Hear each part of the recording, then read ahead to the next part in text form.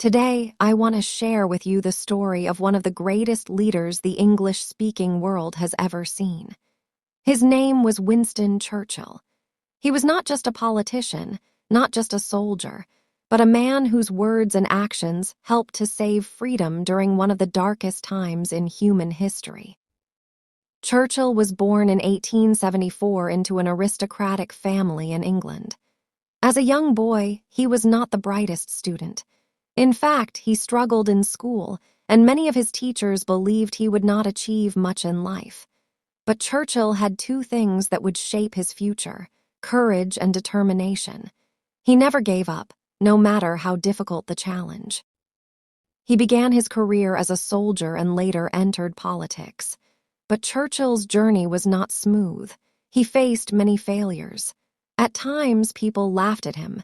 He even lost elections and was pushed aside by his own party. Yet he never quit. He believed in himself and in his nation. Then came the year 1940. The world was at war. Nazi Germany had conquered much of Europe. France had fallen and Britain stood alone. Many thought Britain would surrender. But Winston Churchill, now Prime Minister, refused to bow down. In his first speech to Parliament, he declared, "I have nothing to offer but blood, toil, tears, and sweat." These words became the spirit of the British people. Churchill gave powerful speeches on the radio. His deep, determined voice reached every home in Britain. He told his people, "We shall fight on the beaches, we shall fight on the landing grounds, we shall fight in the fields and in the streets, we shall never surrender." These words gave ordinary men and women the courage to face bombs, hunger, and fear. But Churchill was more than a speaker. He was a man of vision. He built strong friendships with other world leaders like Franklin Roosevelt of the United States. Together, they formed an alliance that would eventually defeat Hitler. In 1945, the war ended in victory, and Churchill was celebrated as a hero.